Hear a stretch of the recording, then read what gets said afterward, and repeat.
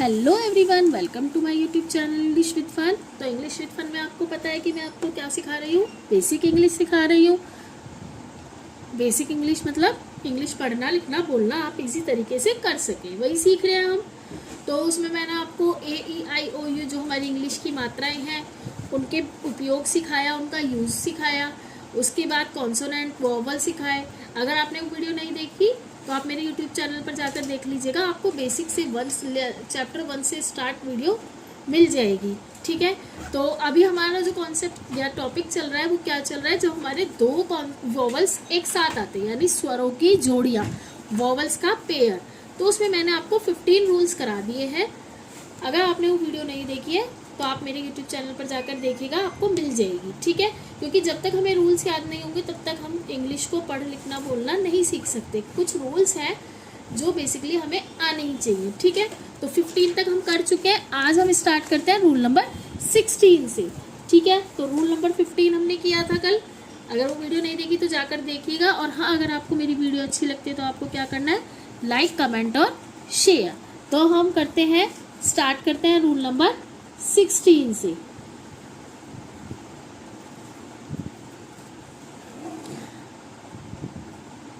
अब देखो, इस रूल को आपको ध्यान से सुनना है। ठीक है, ध्यान देखिएगा।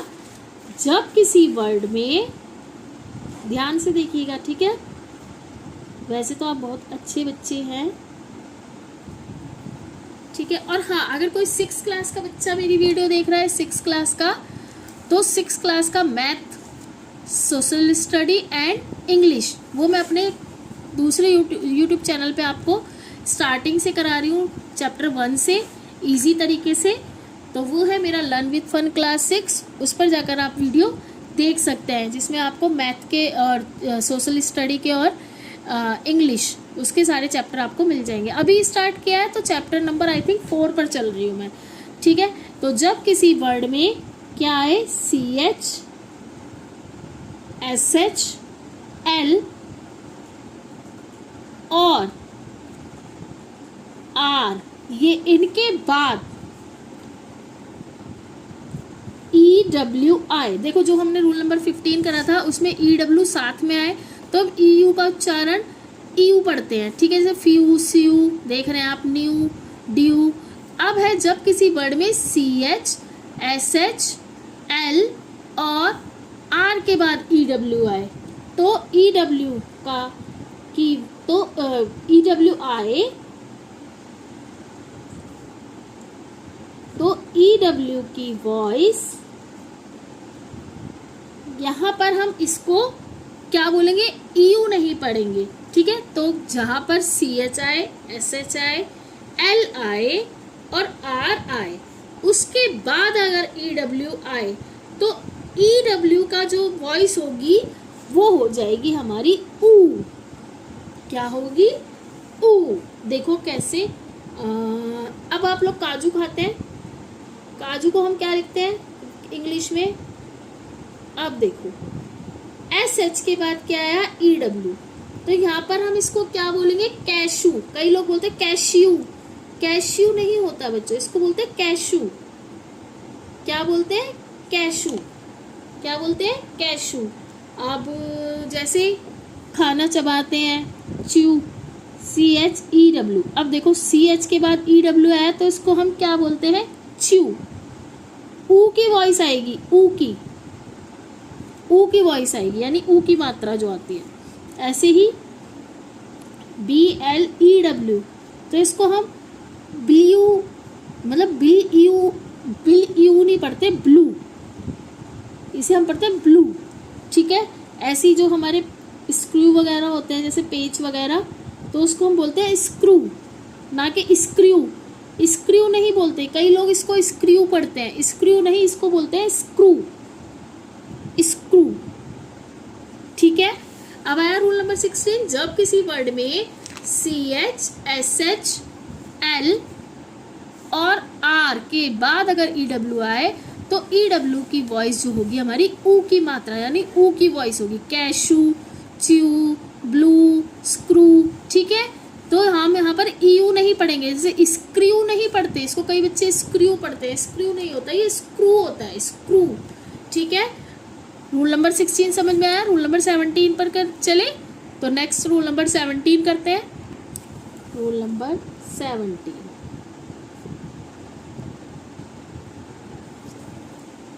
विजिबल है। रूल नंबर 17 क्या लिखेंगे? हाँ, जब किसी वर्ड में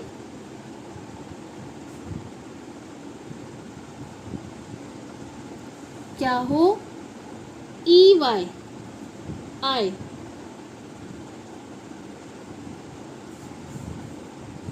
तो EY को हम E, ठीक है, E यानी कि E पढ़ते हैं अगर EY आए।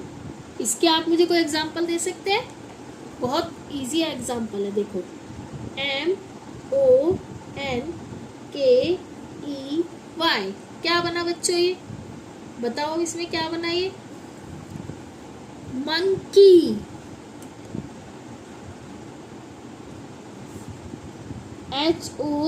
HOCKEY, hockey. ई ऐसी की। अब और क्या लिख सकते हैं भाई? अब हम इसे MONEY, तो इसे हम मनी पढ़ते हैं ना, मनी, मोनी या मोने, ऐसे तो नहीं पढ़ते। इसकी तो सबको आता है मनी, ठीक है भाई। सबसे बड़ा मनी कहते हैं ना, सबसे बड़ा रुपया, तो सबसे बड़ा मनी, ठीक है। रूल नंबर 18 करते हैं।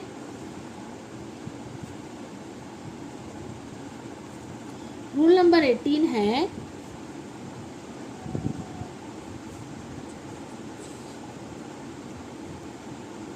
जब किसी वर्ड में क्या आए, लास्ट में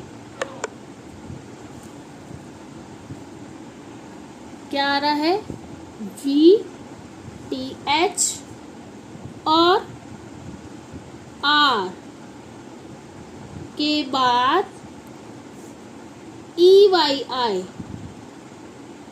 किसके बाद? VTH और R के बाद EY आए, तो EY को हम क्या बोलते हैं? ए से प्रोनाउंसिएशन करते हैं इसकी, ए से। बैटरी ख़त्म होने वाली है फ़ोन की, काश 20 तक हो जाए। तो EY को हम ए पढ़ते हैं, जैसे THEY, तो इसे हम क्या पढ़ते हैं? दे, ठीक है।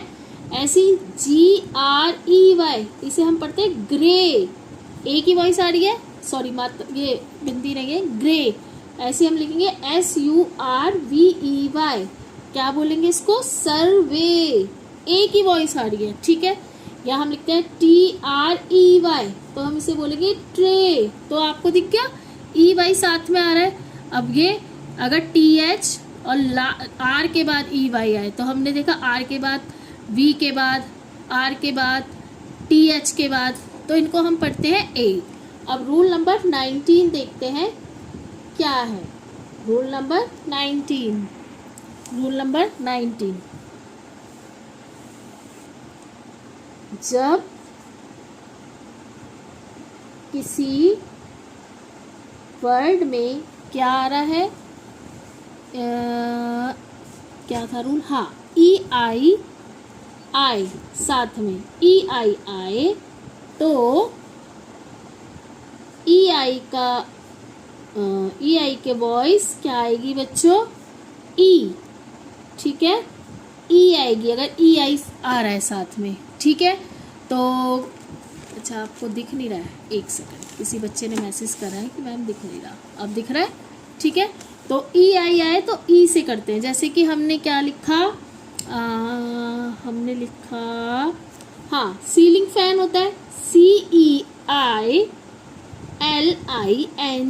इसे हम पढ़ते हैं सीलिंग। क्या बोलते हैं बच्चों? सीलिंग।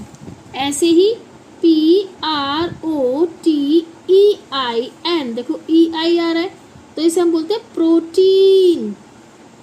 क्या बोलते हैं? प्रोटीन। ऐसे ही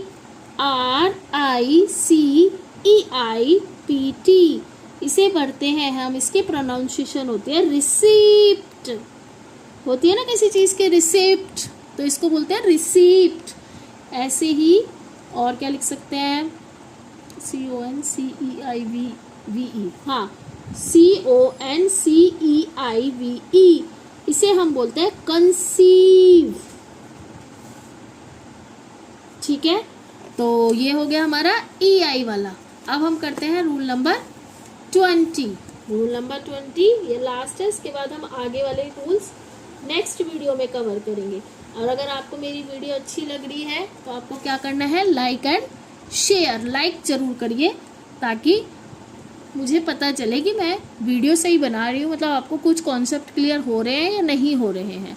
तो रूल नंबर 19 हो गया हमारा, रूल नंबर 18 हो गया, 17 हो गया, अब है हमारा रूल नंबर 20। और हाँ, एक बात का ध्यान रखिए, जो रिसीट है इसको हम रिसिप्ट बोलते हैं, लेकिन वैसे इसका जो प्रोनाउंसिएशन अगर ढंग से प्रोनाउंसिएशन नहीं, सॉरी मैंने गलत बोल दिया, इसकी जो प्रोनाउंसिएशन होती है बच्चों वो रिसीट नहीं, वो इसे हम बोलते हैं रिसीट। आप देखेंगे ना अपनी डिक्शनरी में भी तो भी इसको रिसीट पढ़ा जाता है, लेकिन हम लोग क्या बोल देते हैं, रिसिप्ट, तो इसको वैसे रिसीट पढ़ा जाता है। ठीक है, इसका प साइलेंट होता है। ठीक है, तो रिसीट बोलते हैं इसको, रिसिप्ट नहीं बोलते हैं। लेकिन अब जब बोलते काफ़ी लोग क्या मोस्टली जो है रिसिप्ट ही बोलते हैं कि रिसिप्ट दे दो, जबकि बोला जाता है रिसीट। ठीक है, और अगर आप रिसीट बोलेंगे ना तो बोलेंगे अरे इसको तो इंग्लिश ही नहीं आ रही है, रिसीट बोल रहा है इसको, बल्कि जबकि इसका सही जो इसकी प्रोनाउंसिएशन है वो रिसीट है, ना कि रिसिप्ट। ठीक है, तो रूल नंबर 20 करते हैं। जो 20 वाला वो हमारा रूल है वो लेकिन पर टिका है, तो बट